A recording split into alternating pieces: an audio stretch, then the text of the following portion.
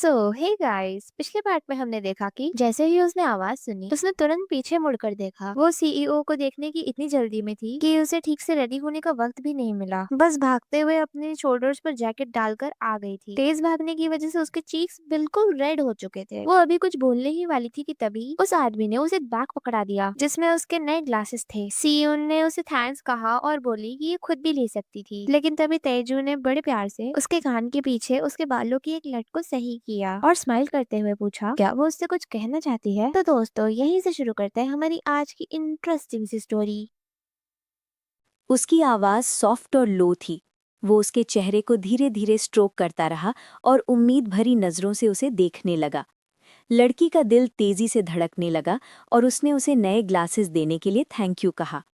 आदमी ने हल्की सी ड्रामेटिक साय ली और उसे अपनी तरफ खींच लिया, कहते हुए कि इतने समय तक उससे दूर रहना उसके लिए बहुत मुश्किल था।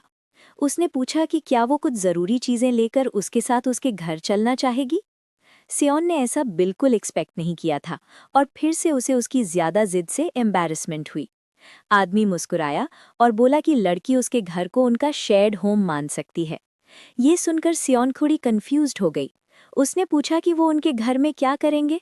आदमी जोर से हंसा और लड़की के गाल को सहलाते हुए बोला कि वो दोनों साथ सोएंगे। उसने पूछा कि क्या उसे ये अच्छा लगेगा। फिर उसने थोड़ी धीमी आवाज में जोड़ा कि उसे खुद ये बहुत पसंद आएगा। अचानक लड़की उससे दूर हट गई। शर्म से लाल होकर उसने कहा कि उन्होंने वीकेंड साथ बिताने की बात की थी और कल उन्हें काम पर जाना है। तेजुन ने हमेशा की तरह लड़की के कंधों के चारों ओर हाथ डाल दिया और बोला कि वो कल साथ साथ काम पर जा सकते हैं, और उसे ऐसी नज़र से देखा कि सियोन किसी भी बात के लिए मान जाए। लड़की ने मन ही मन सोचा कि वो कितना स्नीकी लायर है। उसने वादा किया था कि हफ्ते में वो उसे काम से डिस्ट्रैक्ट नहीं करेगा, लेकिन आज उसे अपने साथ घर ले जाना चाहता है। आखिर में सियोन ने फैसला किया कि उन्हें एक दूसरे के साथ शाय नहीं होना चाहिए। उसे उसके पास्ट से कोई फर्क नहीं पड़ता था, जैसे उसे उसके पास्ट से फर्क नहीं पड़ता था। तो उसने तय किया कि वो दोनों आगे साथ चल सकते हैं। जब वो लिफ्ट में ऊपर जा रहे थे, लड़की सोच रही थी कि वो आखिरकार अपने रिलेशनशिप को एंजॉय करना चाहती है और उसके साथ जितना हो सके उतना ऑनेस्ट रहना चाहती है। होंठ काटते हुए उसने किसी बहुत ज़रूरी बात को कन्फेस करने की हिम्मत जुटाई। जब वो पहुंचे और लिफ्ट से बाहर जाने लगा, उसने उसकी स्लीव पकड़ ली और कहा कि उसे उससे कुछ पूछना है। वो मुड़ा और देखा कि लड़की बहुत एक्साइटेड है और कांप रही है। शर्माते हुए उसने उससे पूछा कि क्या वो आज रात सारी लाइट्स ऑफ कर सकता है। तेजुन ने इस शाम के लिए एक इलैबोरेट प्लान बनाया था, जिसमें एक डिलिशियस डिनर और हाथों में हाथ डालकर वॉक शामिल थी। अंदर ही अंदर वो कुछ और ज्यादा सेवरी करने की अर्ज से लड़ रहा था, लेकिन वो चीज़ों को जल्दी नहीं करना चाहता था ताकि वो डर न जाए। उसे याद आया कि वो उसकी क्लोजनेस पर अक्सर कैसे रिएक्ट करती थी, और उसे समझ आ गया कि लड़की अभी ज्यादा नज़दीकी के लिए रेडी नहीं है। इसलिए उसने खुद को कंट्रोल करने की पूरी कोशिश की, लेकिन उसकी अचानक रिक्वेस्ट ने उसके इरादों को हिला दिया। उसकी बातों ने उसके सारे प्लान्स को बेकार कर दिया और उसके वर्चुअस साइड ने हार मान ली। आदमी ठिठक गया। उसे उम्मीद नहीं थी कि वो इतनी अचानक इनिशिएटिव लेगी। उसने उसका हाथ पकड़ा और अग्री कर लिया। जब उसने कम से कम एक टेबल लैंप जलाने का सुझाव दिया, तो लड़की ने प्रोटेस्ट किया और कहा कि कोई भी लाइट नहीं होनी चाहिए। तेजुन को ये सुनकर हैरानी हुई। वो मुड़ा और लड़की की प्लीडिंग आंखों से मिला। फिर वो मुस्कुराया और बोला कि अगर उसे पूरी डार्कनेस में करना पसंद है, तो शायद उसे उसकी आंखों पर ब्लाइंड फोल्ड बांध देना चाहिए। सियोन शर्मा गई और बुड़बुड़ाते हुए बोली कि वो बस कोई लाइट नहीं चाहती। आदमी ने उसे ध्यान से देखा और समझ गया कि वो सच में इस बात को लेकर बहुत वरिड है। वो लड़की उसे बहुत स्वीट लगी। उसे देखने का मौका छोड़ना उसके लिए शेयर टॉर्चर था, लेकिन उसने उसके फैसले की रिस्पेक्ट की और कहा कि ये ठीक है, और पूछा कि क्या उसकी कोई और प्रेफरेंस है। सियोन ने राहत की सांस ली। वो थोड़ी एम्बैरेस्ड थी और बोली कि ये उसका फर्स्ट टाइम है, इसलिए उसने उससे कहा कि वो उसका ख्याल रखे, क्योंकि उसे इस बारे में एक्सपीरियंस होना चाहिए। तेजुन एक पल के लिए सरप्राइज में फ्रीज हो गया। उसने लड़की को देखा और यकीन नहीं कर पाया कि ये सच है। उसे लगा कि किसी वजह से वो उससे झूठ बोल रही है, लेकिन वो समझ नहीं पाया कि क्यों। उसे विश्वास नहीं हुआ कि उसकी एक्स जैसी लड़की को किसी ने पहले नहीं पाया।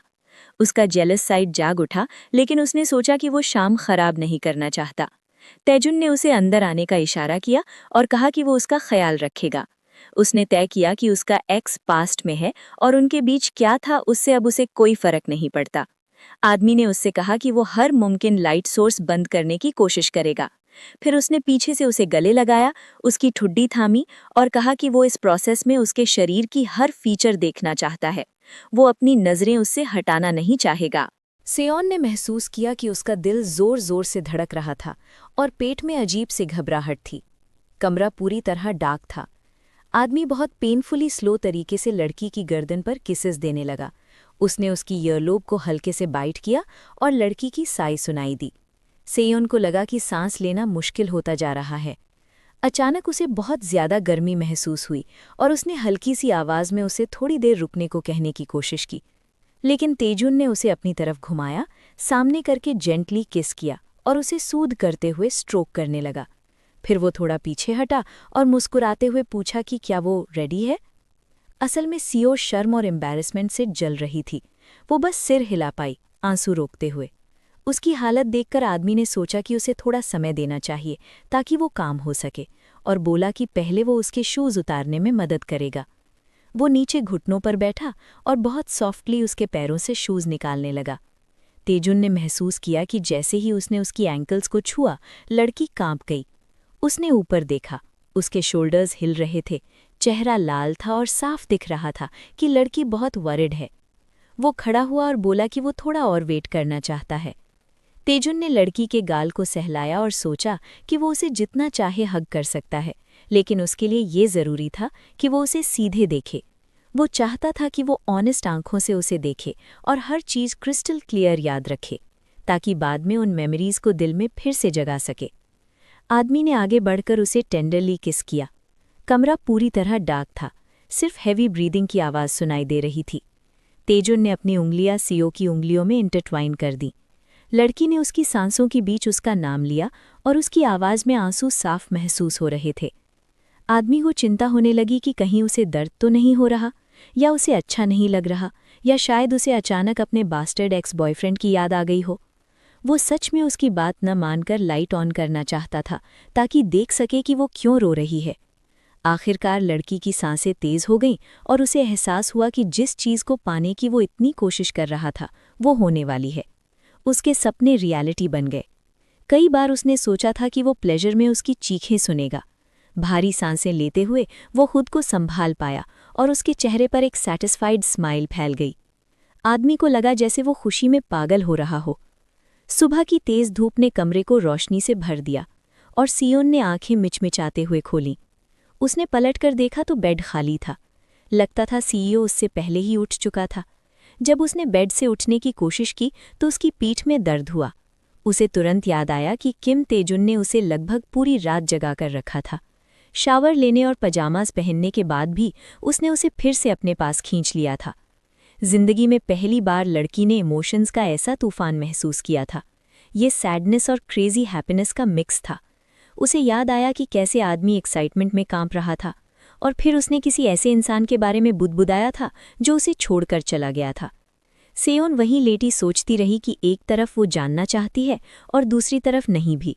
उसके पास भी उससे छुपे हुए सीक्रेट्स थे। ऐसा ही हुआ था कि वो दोनों एक दूसरे को ज्यादा जाने बिना ही रिलेशनशिप में कूद पड़े थे, और सबसे ज़रूरी बात ये थी कि वो साथ आगे बढ़ना चाहते थे। नीचे आते ही लड़की का स्वागत तेजुन की चमकती मुस्कान ने किया। वो बहुत खुश लग रहा था। हेलो कहा और पूछा कि वो कैसी सोई। सेयोन शाय थी और रात साथ बिताने के बाद उसकी आंखों में देखने से डर रही थी। उसने पूछा कि क्या वो आराम कर पाया। आदमी ने आगे बढ़कर उसका चेहरा ऊपर उठाया। उसने कहा कि वो ठीक महसूस कर रहा है और पूछा कि क्या उसके बॉडी में दर्द है। उसने प्यार से उसकी तरफ देखा और कहा कि उसे पिछली रात बहुत पसंद आई, और पूछा कि क्या वो सैटिस्फाइड थी।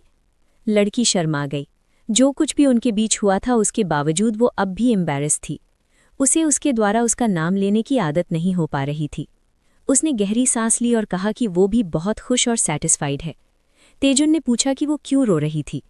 क्या उसने उसे सुना था? सेयुन ने कहा कि सब ठीक है, वो बस इमोशन से ओवरवेल्म हो गई थी। अचानक लड़की मुड़ी और उसने देखा कि जो जार उसने तोड़ा था वो ग्लू करके फिर से जोड़ दिया गया था और काउंटर पर रखा गया था। आदमी हंसा और बोला कि उसने उसे जोड़ने की कोशिश की और वो काफी ठीक बन गया। सियून ने उसकी तरफ देखा और गिल्ट की हल्की सी चुभन महसूस की। वो जार शायद उसके लिए बहुत प्रेशियस रहा होगा। उसने सिर झुका लिया और जार तोड़ने के लिए सॉरी कहा। तेजुन मुस्कुराया और मजाक करने लगा, बोला कि अब हर बार जब वो सॉरी कहेगी वो उसकी फोरहेड पर फ्लिक मारेगा। आदमी ने पहले ही उंगलियां मोड़ ली थीं लड़की को टीज करते हुए और अचानक फ्रीज हो गया जब उसने एक जाना पहचाना सीन देखा।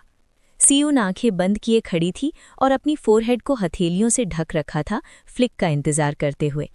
आदमी को तुरंत उसकी बचपन की याद आ गई, जब वो ऐसे ही खड़ी होकर माथा ढक लिया करती थी। उसने शर्म से अपनी गर्दन रगड़ी और बोला कि वो बस मजाक कर रहा था और कहा कि वो फिर कभी उससे माफ़ी न मांगे। फिर लड़की ने उसे थैंक यू कहा। आदमी ने ध्यान से देखा और पूछा, किस बात का? उसने कहा कि इतने एक्सपेंसिव जार को तोड़ने के बावजूद उसने ऐसे बिहेव किया जैसे वो कोई छोटी सी बात हो, और उसे डांटा नहीं। आदमी उसे देखता रह गया और उसकी सिंप्लिसिटी पर हैरान होता रहा। अचानक उसने उसे अपनी बाहों में खींच लिया और कहा कि अब वो कोई स्टूपिड बात न बोले। उनका वो मोमेंट एक फ़ोन कॉल से इंटरप्ट हुआ। ये तेजुन की आंट का कॉल था। आदमी ने फ़ोन उठाया और अपनी आंट से बात करने लगा। पास खड़ी सियून को समझ नहीं आ रहा था कि उसे वहां से हट जाना चाहिए या नहीं, क्योंकि वो पूरी कॉन्वर्सेशन सुन पा रही थी। अचानक उसने सुना कि उसकी आंट ने उससे इस फ्राइडे पूरे वीकेंड के लिए बिजनेस ट्रिप पर जाने को कहा। पता चला कि ओवरसीज़ की एक फैक्ट्री में वर्क ट्रिप के दौरान वर्कर्स की मौत हो गई थी, इसलिए सारे मैटर्स सेटल करने के लिए वहां जाना ज़रूरी था। आदमी टेंस हो गया और ध्यान से सुनने लगा। उसकी आंट ने बताया कि उसे विक्टिम्स की फैमिलीज के साथ मैटर्स सेटल करने के लिए लॉयर्स से भी मिलना होगा। ये सुनकर सियोन समझ गईं कि ये बहुत सीरियस मामला है, इसलिए उनकी ट्रिप पोस्टपोन करनी पड़ेगी। उसे पता था कि ये बातें वेकेशन से ज़्यादा इम्पॉर्टेंट है, फिर भी उसे बुरा लग रहा था। आदमी ने लड़की की तरफ देखा और समझ गया कि वो अपसेट है। उसने अपनी आंट से पूछा कि क्या उसे सच में जाना ज़रूरी है, क्योंकि वो बिल्कुल अलग डिपार्टमेंट संभाल रहा है। लड़की सुन सकती थी कि उसकी आंट जोर दे रही थी कि उसका वहां होना ज़रूरी है, क्योंकि ये उसके लिए खुद को प्रूव करने का अच्छा मौका है। आखिरकार वो चेयरमैन का एयर था। तेजुन अपनी आंट से आर्ग्यू करता रहा और बोला कि इस वीकेंड उसके पास बहुत ज़रूरी काम है जिन्हें वो कैंसिल नहीं करेगा। उसने कहा कि अगर प्रेसिडेंट खुद भी उसे जाने को कहें तब भी वो मना कर देगा। गुस्से में आदमी ने कॉल काट दी और भारी सांस ली। अचानक उसने लड़की की आवाज़ सुनी। वो मीठी सी नज़र से उसकी तरफ देखते हुए खड़ी थी और बोली कि उसे बिजनेस ट्रिप पर जाना चाहिए। फिर वो सिर झुकाए उसके पास गई और बोली कि वो हर चीज़ के लिए उसकी आभारी है। उसने कहा कि बेहतर यही होगा कि किसी को भी पता न चले कि उनके बीच कुछ हुआ था, क्योंकि वो साथ काम करते हैं, इसलिए कोई भी कुछ सस्पेक्ट नहीं करेगा। लड़की ने कहा कि वो थोड़े समय के लिए भी उसे खुशी देने के लिए थैंकफुल है और उसे कोई इल्यूजन नहीं है। वो नहीं चाहती थी कि वो उसके लिए रिस्क ले और अपनी दुनिया खराब करे। गहरी सांस छोड़ते हुए सियूयुन ने कहा कि जैसी चीज़ें हैं वो उससे खुश है। एक पल के लिए उनके बीच भारी सी खामोशी छा गई। आदमी बिना हिले खड़ा रहा। अचानक लड़की को लगा कि उसका बैलेंस बिगड़ रहा है। तेजुन ने उसे अपनी बाहों में उठा लिया और कमरे में ले गया। उसने उससे पूछा कि क्या उसे उसके साथ रहना अच्छा लगता है। लड़की शर्माते हुए बोली कि हाँ बिल्कुल, और उसे छोड़ देने को कहा, लेकिन आदमी बिना डिस्टर्ब हुए आगे बढ़ता रहा। सियूयुन ने उसके सख्त एक्सप्रेशन को देखा और घबराने लगी। पूछने लगी कि वो क्या कर रहा है और उसे रुकने को कहा। कमरे में घुसकर आदमी ने लड़की को बेड पर लिटाया और खिड़कियों की तरफ बढ़ गया, कर्टन्स खींचते हुए। उसने लड़की के सवालों का कोई जवाब नहीं दिया, बस इतना कहा कि वो सारी लाइट्स ऑफ कर देगा। तेजुन ने उसकी तरफ देखा और पूछा कि क्या वो उस लाइट के साथ कंफर्टेबल है। सियूयुन समझ गई कि वो क्या करने वाला है और शर्म से लगभग रो पड़ी। काम और बिजनेस के बारे में कुछ बुदबुदाने लगी, लेकिन आदमी ने अब उसकी बात सुननी बंद कर दी। सुबह काम पर जाते हुए लोग ट्रैफिक में फंसे खड़े थे और तेजुन खुश खुश कोई गाना गुनगुना रहा था। सियूयुन एक तरह की स्टूपर में बैठी थी और समझ नहीं पा रही थी कि कैसे रिएक्ट करे। वो उसकी वजह से लगभग काम पर लेट हो गई थी। वो उस पर एक इनसेशिएबल बीस्ट की तरह टूट पड़ा था और फिर अचानक नॉर्मल होकर काम पर जाने के लिए रेडी हो गया। आदमी ने सोचते हुए कहा कि दुर्भाग्य से वो एक बड़े ट्रैफिक जैम में फंस गए हैं। सियूयुन ने कहा कि वो आगे बस से अकेले भी जा सकती थीं। वो नहीं चाहती थीं कि कोई देखे कि सीईओ उसे काम पर छोड़ने आया है। ताइजुन ने अपनी समझदारी से पूछा कि क्या वो कार से उतरना चाहती हैं, क्योंकि जो उनके बीच हुआ उससे वो कंफर्टेबल नहीं है। लड़की शर्मा गई और बोली कि वो बस नहीं चाहती कि बाकी एम्प्लॉयज़ को कुछ शक हो और रूमर्स फैलें। आदमी ने जवाब दिया कि उस केस में वो उसे घर छोड़ सकता है ताकि वो अपना सामान रखकर वहां से काम पर जा सके। उसने अपनी जिद के लिए माफ़ी मांगी और कहा कि वो वीकेंड तक उसे परेशान न करने की कोशिश करेगा। लड़की देख सकती थी कि उसकी बातों से वो थोड़ा अपसेट हो गया है। वो मुस्कुराई और बोली कि वो बुरा न माने और गलत न सोचे, वो बस उसे कोई ट्रबल नहीं देना चाहती थी। सियुन ने कहा कि उसे उसके लिए अपने प्लान्स बदलने की ज़रूरत नहीं है, क्योंकि उसके पास बदले में देने के लिए बस उसका टाइम और लव ही है। वो हमेशा सैक्रिफाइसेस करने की आदी रही है, लेकिन अब वो खुश थी कि वो सिर्फ अपना प्यार दे सकती है, क्योंकि वो उससे ज़्यादा कुछ डिमांड नहीं करता। तज्जुन ने लड़की को डोर तक छोड़ा और कहा कि काम पर पहुंचते ही उसे कॉल करे। सियुन ने उसे गुड ट्रिप विश किया और दोनों ने गुड बाय कहा। घर पहुंचकर लड़की ने डोर से पीठ टिकाई और सोचा कि आखिरकार वो खुश है। वो खुश थी कि उनके रिलेशनशिप में किसी तरह का गिव एंड टेक ज़रूरी नहीं था, उनके लिए बस प्रेजेंट मायने रखता था। कुछ घंटों बाद ताइजुन पहले से ही फिलीपींस के उनके ऑफिस में था। वहां लोकल मैनेजर ने उसका स्वागत किया। आदमी ने चारों तरफ देखा और महसूस किया कि पिछली बार से कितना कुछ बदल चुका था।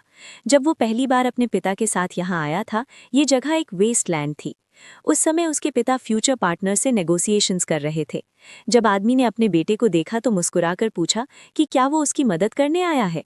उसे समझ आ गया था कि छोटा लड़का बिजनेस ट्रिप पर बोर हो रहा है। वो नीचे झुका और उसे साथ में समुद्र में स्विम करने का ऑफर दिया। बाद में छोटा तेजुन क्यूरियस हो गया और उसके पिता ने कहा कि ये उनका सीक्रेट होगा, जिसे वो उनके ग्रैंडफादर और आंट को नहीं बताएंगे।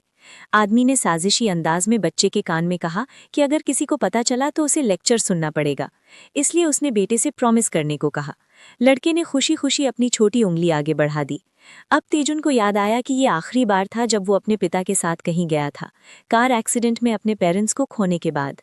अचानक शैपरोन ने मुड़कर पूछा कि सब ठीक है। शायद तेजुन के चेहरे का एक्सप्रेशन उसे नर्वस कर दिया था। आदमी ने जल्दी से माफ़ी मांगी और कहा कि ये गर्मी की वजह से है, यहाँ कोरिया से कहीं ज़्यादा गर्मी थी। अचानक तेजुन ने किसी को उसका नाम पुकारते सुना। वो उसका ग्रेट अंकल था। आदमी स्मर्क के साथ उसके पास आया और पूछा कि क्या उसे यहाँ रहना मुश्किल है। तेजुन ने शालीनता से झुककर अभिवादन किया। उसके अंकल ने कहा कि फैमिली होने के बावजूद काम की वजह से मिलना मुश्किल हो जाता है। आदमी ने अपने अंकल को ध्यान से देखा और सोचा कि उसका यहाँ आना अजीब है, क्योंकि फिलीपींस के बिजनेस को संभालने के लिए वो सही आदमी नहीं था। फिर भी वो हर डिटेल पर नज़र रखने वाला इंसान था। बेकार ही में वो कंपनी का अगला प्रेसिडेंट बनने की लाइन में नहीं था। तेजुन को यकीन था कि वो एक दिन अपने ग्रैंडफादर की जगह लेने वाला है। आदमी ने दोस्ताना मुस्कुराहट दी और कहा कि अगर उसे पता होता कि उसका नेफ्यू आ रहा है तो वो खुद कोरिया में ही रुक जाता। ये सुनकर तेजुन को अपने कानों पर यकीन नहीं हुआ। अगर उसे पता होता कि उसका अंकल भी यहाँ होगा तो वो भी खुशी से नहीं आता। अपने नेफ्यू के कंधे पर हाथ रखते हुए आदमी ने सुझाव दिया कि उसकी आंट ने उसे यहाँ इसलिए भेजा है ताकि रिपोर्टर्स कंपनी के नए चेहरे को देखें और इंटरेस्टिंग आर्टिकल्स लिखें। इस पर तेजुन ने जवाब दिया कि वो यहाँ इंटरव्यूज देने नहीं बल्कि काम करने आया है। आदमी झुककर हंसा और बोला कि उस यंग मैन को लोगों का फेवर पाने के लिए अपना प्रिटी फेस इस्तेमाल करना चाहिए। ट्यून ने टेंशन के साथ अपने अंकल को देखा और फिर कहा कि उसे अब जाना होगा। हियंजिन हिवुक के साथ एयरपोर्ट पहुंची अपने पेरेंट्स से मिलने के लिए। जैसे ही लड़की और उसके पेरेंट्स ने एक दूसरे को देखा, सबने एक दूसरे को गले लगा लिया। जब वे इस बात पर बात कर रहे थे कि उन्होंने एक दूसरे को कितना मिस किया, हिवुक एक साइड में खड़ा रहा और पोलाइटली खांसकर अटेंशन लेने की कोशिश की। आखिर में उसने झुककर अपने होने वाले सास ससुर को खुद का इंट्रोडक्शन दिया। मर्द और औरत ने हिवुक की तारीफ की और कहा कि उनकी बेटी ने उसके बारे में बहुत अच्छी बातें बताई हैं। ये सुनकर यंग मैन काफ़ी फ्लैटर्ड हो गया। थोड़ी देर बाद यंग कपल अपने पेरेंट्स के साथ एक रेस्टोरेंट में बैठे थे। हुंजन के फादर ने कहा कि वो बहुत खुश हैं ये देखकर कि उनकी बेटी को इतने अच्छे फादर इन लॉ और मदर इन लॉ मिल रहे हैं। हिवुक के पेरेंट्स भी मीटिंग से काफ़ी एक्साइटेड थे और बोले कि वे लकी हैं कि ऐसी लड़की ने उनके बेटे को चुना। अचानक हुंजन के फादर ने अपना शॉट ग्लास टेबल पर रखा और कहा कि अब टाइम आ गया है न्यूली वेड्स के फ्यूचर हाउसिंग की बात करने का। हिवुक के पेरेंट्स विजिबली टेंस हो गए। उस आदमी ने कहा कि उनकी सिर्फ एक ही बेटी है और वे चाहते हैं कि उसे हर चीज़ बेस्ट मिले। लड़की स्वीट स्माइल कर रही थी, लेकिन हिवुक पैनिक में अपने फ्यूचर फादर इन लॉ को देख रहा था, पूरी बात को गलत समझते हुए। हियंजन के फादर ने हाथ से अपनी ठोड़ी टिकाई और सीधे पूछा कि future in laws newly weds के घर के लिए कितनी अमाउंट एलोकेट करने को तैयार हैं। हिवुक के फादर इस कॉन्वर्सेशन का इंतजार कर रहे थे, जैसा कि उसकी वाइफ ने पहले ही वॉर्न किया था। उन्होंने अपनी सारी सेविंग्स और इंश्योरेंस गिनी, घर को मॉर्टगेज किया और हिवुक ने भी अपने कुछ पेमेंट्स पहले ही सेटल कर दी थीं। जब उसने 500 मिलियन कहा तो उसकी वाइफ ने उसी समय 2 बिलियन कह दिया। औरत ने कामली कहा कि वे एग्जैक्ट वही अमाउंट अफोर्ड कर सकते हैं। आदमी हॉरर में अपनी वाइफ को देखने लगा। कुछ देर के लिए टेबल पर ऑकवर्ड साइलेंस छा गया। हिवुक और उसके फादर ने औरत को ऐसे देखा जैसे उसने दिमाग खो दिया हो। जबकि वो औरत स्माइल करते हुए बात कर रही थी कि वो चाहती है कि उनके बच्चे एक बेहतर घर में रहें, हिवुक सोच रहा था कि हॉस्पिटल बिल्स की वजह से वे ऑलरेडी बैंकरप्ट हो चुके हैं और समझ नहीं पा रहा था इतना पैसा कहाँ से आएगा। हियंजन के फादर ने स्माइल करते हुए कहा कि वो ऊपर से और 2 बिलियन ऐड करेंगे और उसी पैसे से बच्चों के लिए एक डिसेंट घर खरीदेंगे। हिवुक टेंस हो गया और उसे यकीन नहीं हो रहा था कि कोई इतनी आसानी से 2 बिलियन दे सकता है। उसे लगा कि उसकी ब्राइड के पेरेंट्स उसकी सोच से भी ज्यादा रिच हैं। उसने सोचा कि फैंसी हाउस में रहना लाइफ की एक अच्छी शुरुआत है। उसने अपनी ब्राइड को ध्यान से देखा और उम्मीद की कि सब कुछ उसकी प्लानिंग के मुताबिक ही हो। मंडे आ गया और सेयोन हमेशा की तरह सर्विस सेंटर पर खुशी खुशी कस्टमर्स को असिस्ट कर रही थी। अचानक उसका वर्क फ़ोन बजा। लड़की सरप्राइज्ड हो गई क्योंकि ऐसे कॉल्स आमतौर पर मतलब होते हैं कि कुछ सीरियस हुआ है। जब उसने कॉल उठाया तो उसे किम ट्यून की वॉइस सुनाई दी। लगता है वो बिजनेस ट्रिप से लौटते ही सीधे ऑफिस आ गया था। सेयोन को अच्छा लगा कि उसने कॉल किया, हालांकि उसे थोड़ा ऑकवर्ड भी महसूस हुआ। उसकी रिजर्व टून सुनकर आदमी ने पूछा क्या उसने उसे बिल्कुल भी मिस नहीं किया। सेयोन तुरंत ब्लश कर गई। वो वर्क प्लेस पर प्राइवेट कॉन्वर्सेशन नहीं कर सकती थी, खासकर जब बॉब पास में बैठा क्लियरली ईव्सड्रॉप कर रहा था। उसकी रिलीफ के लिए त्याजुन ने कहा कि आज से स्ट्रैटेजी टीम अपना काम शुरू करेगी और उसे और उसके कलीग्स को काम के बाद उससे मिलने को कहा। फिर उसने कॉल कट कर दी। बॉब एडमिरेशन से भरा हुआ पूछने लगा कि डायरेक्टर ने पर्सनली कॉल क्यों किया। सेयोन ने एक्सप्लेन किया कि टीम एक नया प्रोजेक्ट शुरू कर रही है, इसलिए डायरेक्टर उनसे मिलना चाहते हैं। सेयोन बहुत एक्साइटेड और थ्रिल्ड थी कि वे एक ऐसे प्रोजेक्ट पर काम करेंगे जिसे डायरेक्टर खुद ओवरसी करेंगे, और उसने खुशी में ताली बजाई। आखिरकार वर्क डे के एंड पर यंग ग्रुप कॉन्फ्रेंस रूम में इकट्ठा हुआ और त्याजुन ने एंट्री करते ही सबको ग्रीट किया। उसने बिना टाइम वेस्ट किए सीधे पॉइंट पर आकर कहा कि पिछले हफ्ते उसने स्पेयर पार्ट्स लिस्ट रीचेक करने को कहा था। उसकी मेटिकुलस वर्क की वजह से उसे रिकॉर्ड्स में कई एरर्स मिले, खासकर मदरबोर्ड रिप्लेसमेंट से जुड़े हुए। इस बीच सेयोन उसके दिए हुए डॉक्यूमेंट्स देख रही थी और हैरान थी कि उसने उसका डेटा कितनी नीटली ऑर्गेनाइज किया है, जिस पर उसने इतनी मेहनत की थी। लगता है उसकी मेहनत बेकार नहीं गई। डायरेक्टर ने फिर टेबल पर 2 मदरबोर्ड सैंपल्स रखे और पूछा कि क्या वे उनमें डिफरेंस स्पॉट कर सकते हैं। करीब से एग्जामिन करने के बाद सेयोन ने कंक्लूड किया कि उनमें ऐसे डिफरेंसेस हैं जो बताते हैं कि ये बोर्ड्स अलग अलग मैन्युफैक्चरर्स के हैं। बोर्ड्स को हाथ में पकड़े हुए वो उन्हें और स्टडी करती रही और आदमी ने उसकी थ्योरी कंफर्म कर दी। बोर्ड्स वाकई 2 अलग कंपनीज के बने हुए थे, एजैक्स जो कि के इलेक्ट्रॉनिक्स का पार्टनर है और नोकॉम। इंटरनल डेटा के मुताबिक के इलेक्ट्रॉनिक्स का ऑफिशियल पार्टनर एजैक्स है, जिसके चिपसेट्स ड्यूरेबिलिटी के लिए जाने जाते हैं। हालांकि ये प्रोडक्ट की फाइनल प्राइस बढ़ा देते हैं। लेकिन ये भी पता चला कि के इलेक्ट्रॉनिक्स ने हर सर्विस सेंटर को नोकॉम चिपसेट सप्लाई किए थे। इनका इस्तेमाल उन फोन्स में किया गया जो परचेज के 3 महीने के अंदर आफ्टर सेल सर्विस के लिए आए थे।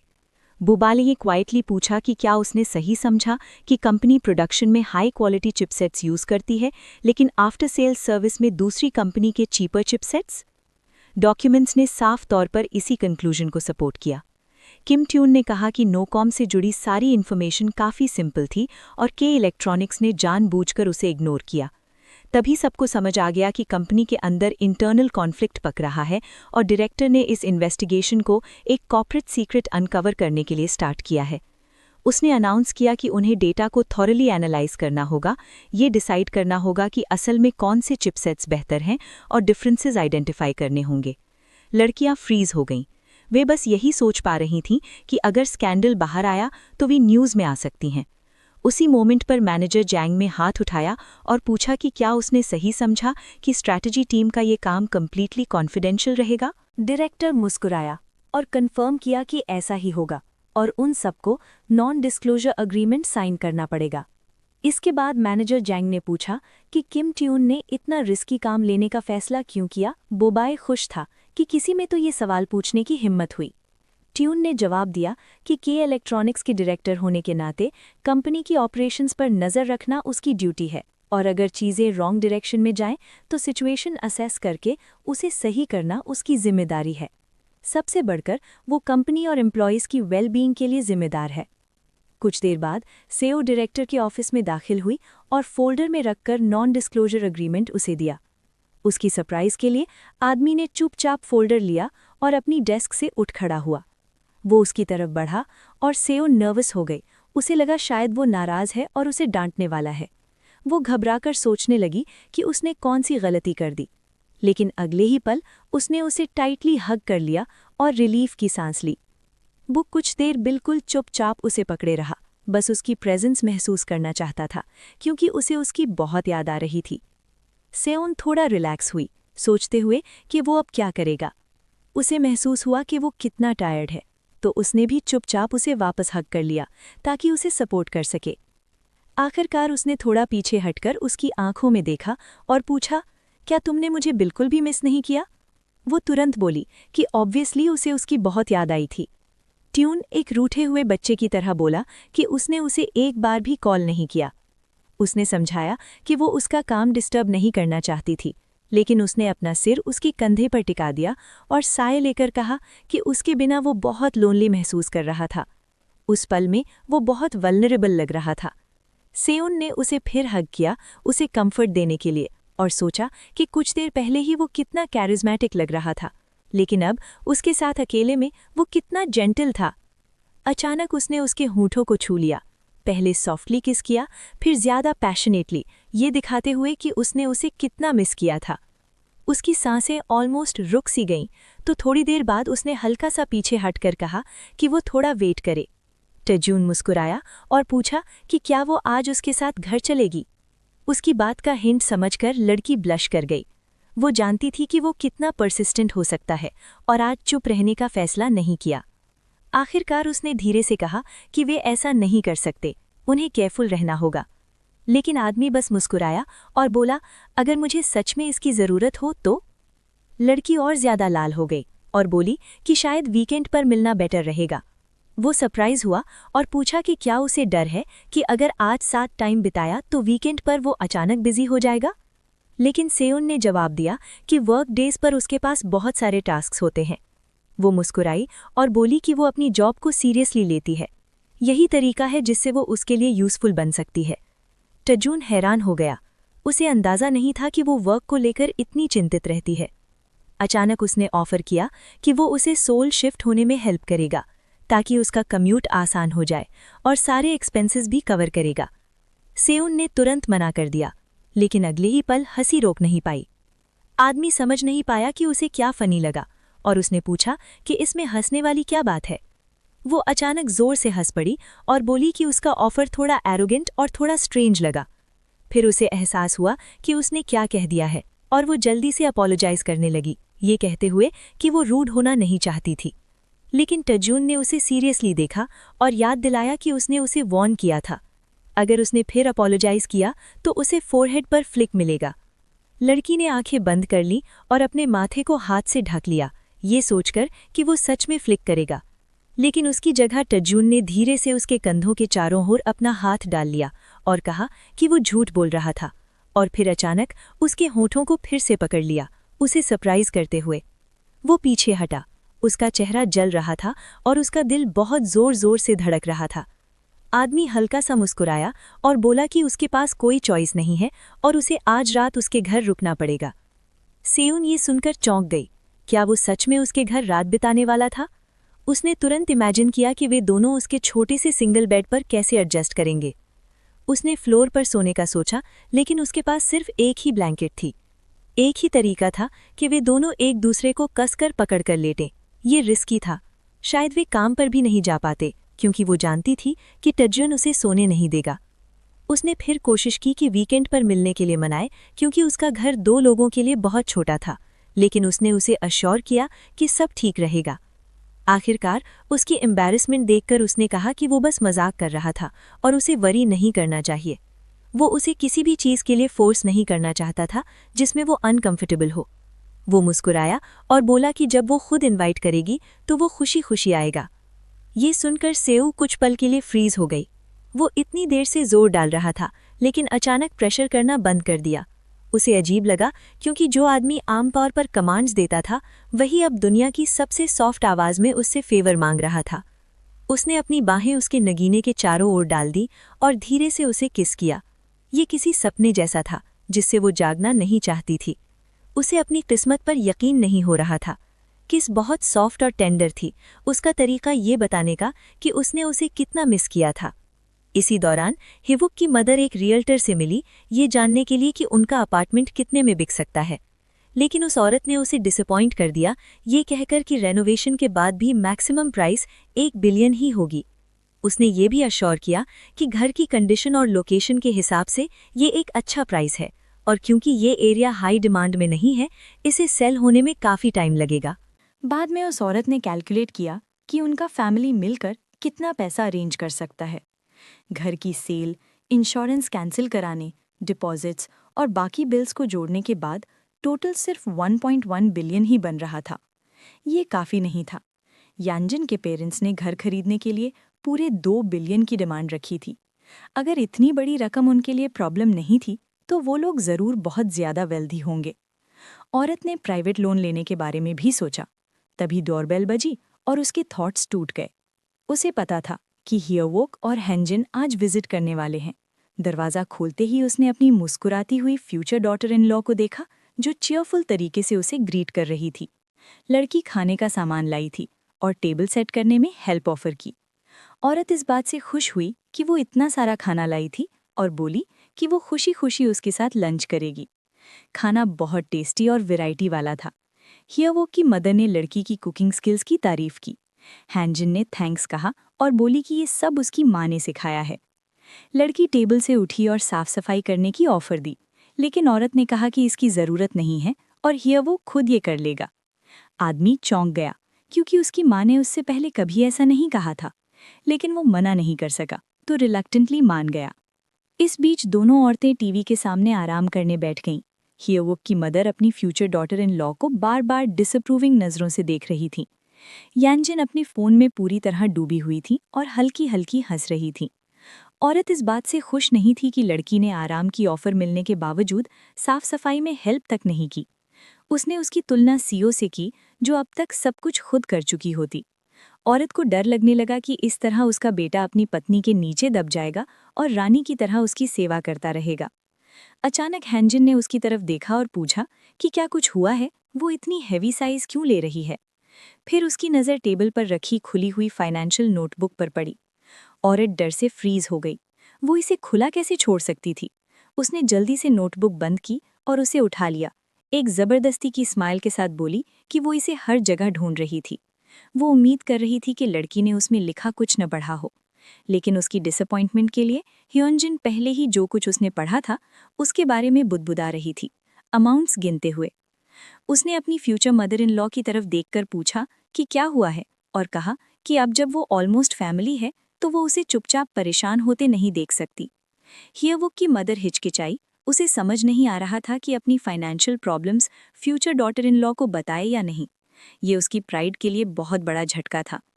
आखिरकार उसने उसे सब कुछ बता दिया। लड़की ने घबराहट में अपने हाथ ताली की तरह बजा लिए और उसके चेहरे पर क्लियर चिंता दिख रही थी।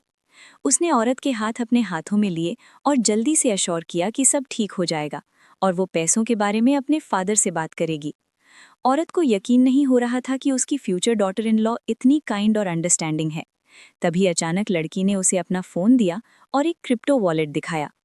उसने समझाया कि उसने उसके नाम से अकाउंट खोला है और उसमें 1 मिलियन जमा किए हैं। हियवोक की मदर फ़ोन लेकर कंफ्यूज हो गई। उसे समझ नहीं आ रहा था कि हियोनजिन क्या कह रही है। लड़की ने बताया कि ये स्टॉक्स जैसा ही है, लेकिन रिटर्न्स बहुत ज़्यादा होते हैं। औरत सिर्फ 1 हफ्ते में अपना पैसा डबल कर सकती है और अगर लक अच्छा रहा तो 1 महीने में 8 गुना भी हो सकता है। हैंजिन ने कहा कि वो क्वालिटी क्रिप्टो करेंसी में थोड़ी थोड़ी इन्वेस्टमेंट करके उसके ग्रोथ से कमा सकती है। हियवोक की मदर फ़ोन स्क्रीन को घूरती रहीं, सब समझने की कोशिश करते हुए। उसका ध्यान बस 1 हफ्ते में पैसा डबल होने की पॉसिबिलिटी पर था।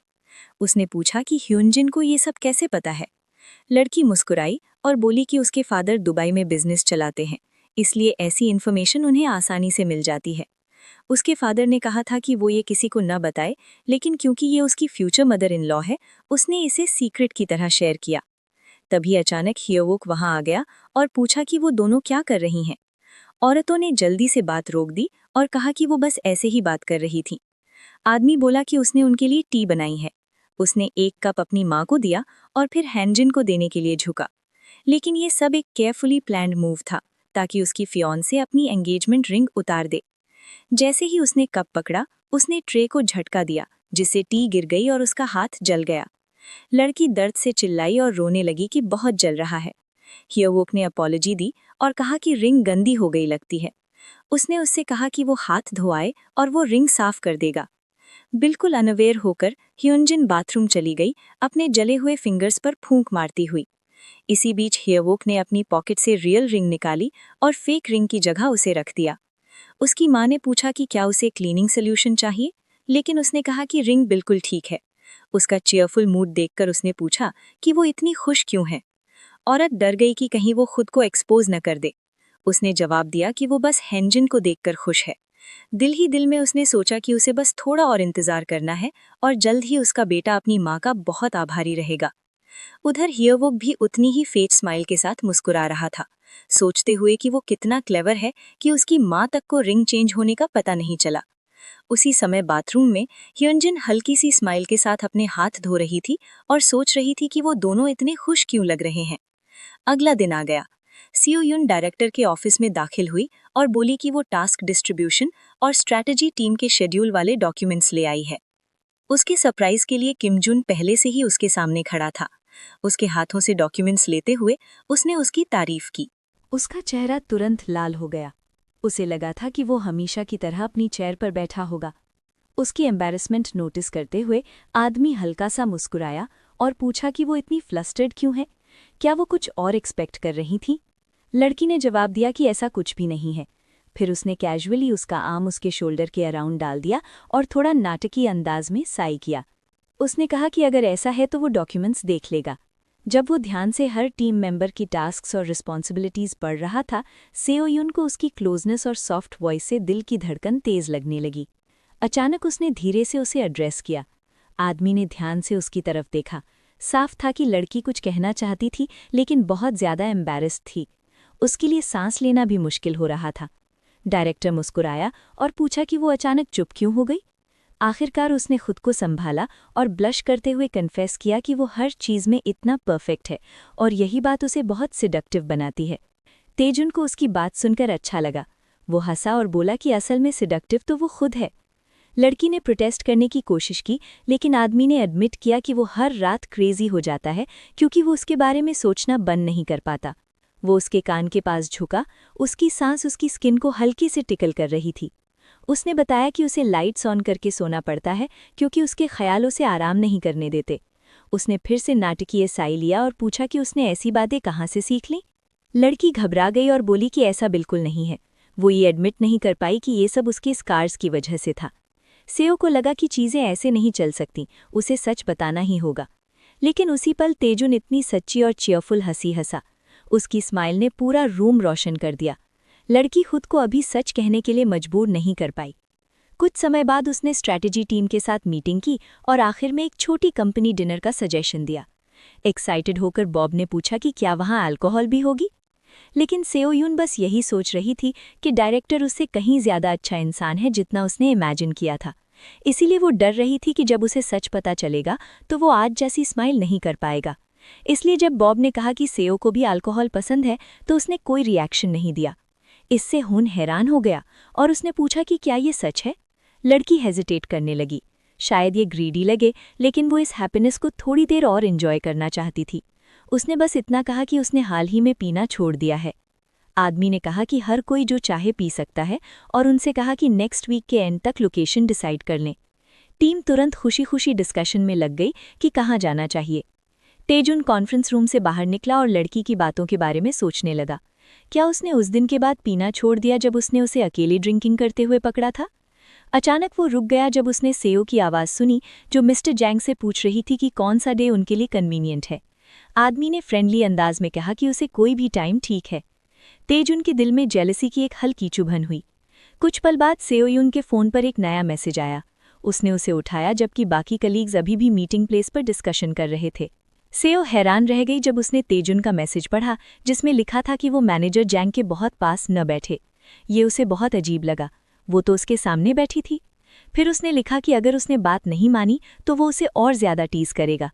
जब कलीग्स ने पूछा कि सब ठीक है या नहीं तो लड़की मुस्कुराई और बोली कि सब फाइन है। फिर उसने पूछा कि क्या उन्होंने लोकेशन डिसाइड कर ली है। वो डिस्ट्रैक्टेड थी, सोच रही थी कि डायरेक्टर ने ऐसा मैसेज क्यों भेजा। क्या जैंग यूनियो ने किसी तरह उसे अपसेट कर दिया था। बाद में तेजुन शॉपिंग मॉल गया। उसने डिसाइड किया कि वो सेओयुन के लिए एक गिफ्ट खरीदेगा ताकि जैंग यूनियो जैसे किसी को भी समझ आ जाए कि उसकी गर्लफ्रेंड है और वो पीछे हट जाए। उसकी जेलसी दिन ब दिन बढ़ती जा रही थी। तभी एक ज्वेलरी स्टोर का साइन उसकी नज़र में आया। आदमी अंदर गया और एक प्लेजेंट सेल्स असिस्टेंट ने उसका स्वागत किया। उसने रिंग्स दिखाने को कहा।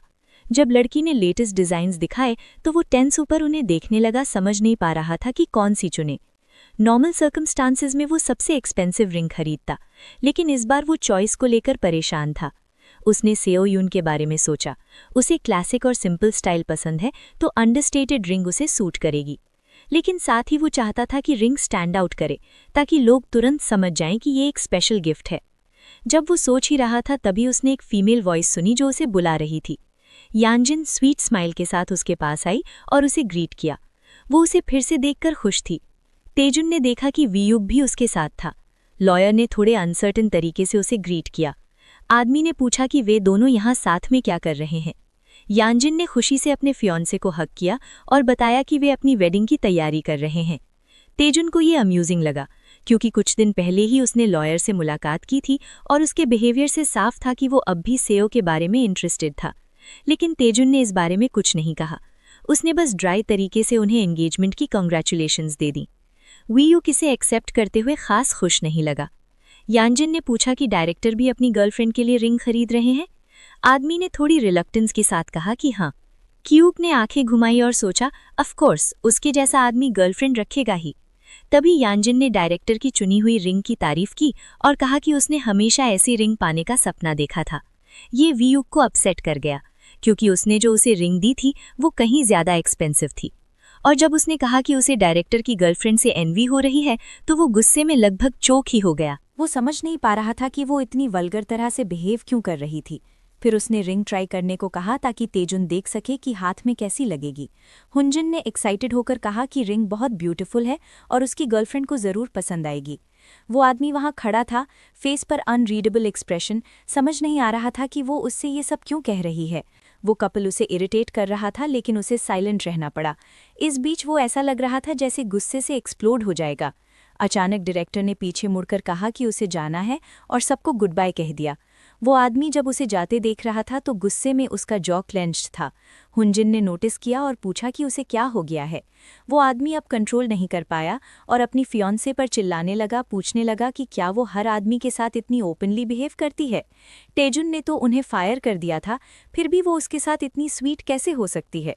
लड़की अपसेट हो गई और बोली कि उनकी मुलाकात बस बाय चांस हुई थी और वो पोलाइट रहना चाहती थी ताकि वो उन्हें याद रखे और फ्यूचर में कभी लीगल हेल्प के लिए कांटेक्ट करे। उसने कहा कि हीवोक चाइल्डिश बिहेव कर रहा है, लेकिन आदमी शांत नहीं हुआ और बोला कि वो बस उसके चूजन रिंग को पहनकर उसे इम्प्रेस करने की कोशिश कर रही थी। तभी हुंजिन ने कहा कि उसका पहले से गर्लफ्रेंड है। वो आदमी फ्रीज हो गया।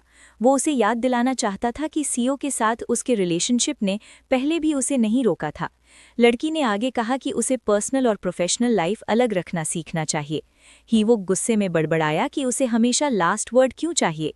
ये सुनकर लड़की ने उसे स्टर्न लुक दिया और कहा कि वो दोबारा उससे ऐसे बात ना करे। इससे उसका गुस्सा थोड़ा ठंडा हो गया। फ्राइडे इवनिंग को सीओ अन अपना सामान पैक कर रही थी।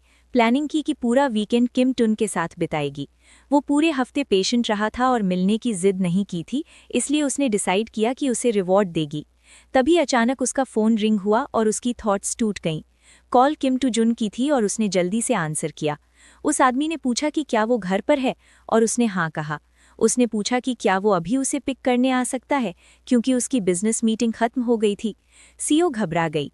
उसे लगा था कि वे नेक्स्ट डे मिलेंगे और उसने अभी पैक भी नहीं किया था। उसकी कंफ्यूज्ड वॉइस सुनकर आदमी ने कहा कि वे बस मूवी देख सकते हैं या थोड़ी देर के लिए मिल सकते हैं। वो बस उसे सच में देखना चाहता था। लड़की ने जल्दी से मूवी के लिए हाँ कह दी। फिर उसने पूछा कि वो कैसा है और क्या बहुत टायर्ड तो नहीं है। तेजुन ने कहा कि वो ठीक है और उसे कामली पैक करने को कहा। उसने कहा कि वो वेट करेगा। उसे अजीब लगा कि उसने कहा वो वेट करेगा। उसने खिड़की से बाहर देखा। वो अपनी आंखों पर भरोसा नहीं कर पाई। वो आदमी उसके घर के बाहर खड़ा था, हल्की सी स्माइल के साथ, और सीधे उसे देख रहा था। उसके पैर अपने आप इतनी तेजी से चले कि उसे जमीन का एहसास तक नहीं हुआ। बाहर पहुंचकर वो सांस पकड़ने के लिए झुक गई। वो बहुत जल्दी नीचे आ गई थी। टेयून मुस्कुराया और बोला कि उसने कहा था ना रश मत करना, या फिर क्या वो उसे इतना मिस कर रही थी कि वेट नहीं कर पाई। उसकी सरप्राइज के लिए सीओ ने अचानक लाउडली कह दिया कि वो सही है, वो उसे बहुत मिस कर रही थी। उस पल उसके अंदर एंजल और डेमन फाइट कर रहे थे। एक हिस्सा चाहता था कि वो उसे तुरंत अपने घर ले जाए और कभी छोड़ न दे। दूसरा जानता था कि उसे पेशेंट रहना होगा। तो खुद से लड़ते हुए उसने बस हाथ बढ़ाया और प्यार से उसके सिर पर पैट किया। आखिर में वे मूवी देखने चले गए। लाइन में खड़े होकर सीओ बार बार आसपास देख रही थी। पिछली बार वो 1 साल पहले सिनेमा गई थी। वो वीवॉक के साथ उसकी फर्स्ट डेट थी और वो बहुत नर्वस थी क्योंकि ये उसका फर्स्ट टाइम था। उस आदमी ने तब मूवी लगभग देखी ही नहीं थी। वो बार बार बिजनेस कॉल्स ले रहा था और थिएटर से बाहर जा रहा था। उन्होंने फिल्म के बारे में बात भी नहीं की। आखिर में उसने प्रैक्टिकली पूरी मूवी अकेले देखी। फिर वे कभी सिनेमा नहीं गए। तेजुन ने उससे पूछा कि वो क्या खाना चाहती है और उसे उसकी यादों से बाहर निकाला। सीओ मेन्यू देखने लगी और पॉपकॉर्न लेने का सोच रही थी, लेकिन फिर उसने सोचा कि अगर एक्सीडेंटली उनके हाथ टच हो गए तो तेजुन हाथ नहीं छोड़ेगा और वो पूरी मूवी शर्मिंदा रहेगी। तो उसने स्माइल करके कहा कि वो बस वाटर लेगी। तेजुन थोड़ा डिसअपॉइंटेड लगा और ऑकवर्ड तरीके से बोला कि वो सच में मूवी ध्यान से देखने आई है। लड़की को पहले समझ नहीं आया कि वो अपसेट क्यों है। फिर उसे एहसास हुआ कि कपल्स आमतौर पर डार्क मूवी थिएटर में क्या करते हैं। वे हाथ पकड़ते हैं और मूवी देखने जाते हैं। सीओ ने मेंटली खुद को प्रिपेयर किया कि सिचुएशन उसे ब्लश करवा देगी। ही वॉक एक के बाद एक ग्लास खाली कर रहा था। कई एम्प्टी बॉटल्स उसके सामने लगी थीं। वो गुस्से से पागल हो रहा था क्योंकि रिंग फिटिंग के बाद हुंजिन पूरे रास्ते चुप रही थी और अब वो ना कॉल कर रही थी ना रिप्लाई। उसे गुस्सा था कि रिच फैमिली की लड़की होकर भी वो उसके साथ इतनी एरोगेंट थी, जबकि वो प्रपोजल पर 60 मिलियन खर्च कर चुका था। उसे अचानक आज की मीटिंग याद आई, डायरेक्टर किम टेजुन के साथ।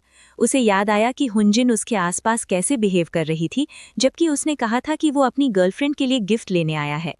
उस आदमी ने सोचा कि उसकी गर्लफ्रेंड शायद काफ़ी प्रिटी होगी और सीओ जैसी गुड फिगर वाली होगी। उसने अपने एक्स को उसके पास खड़ा इमेजिन किया।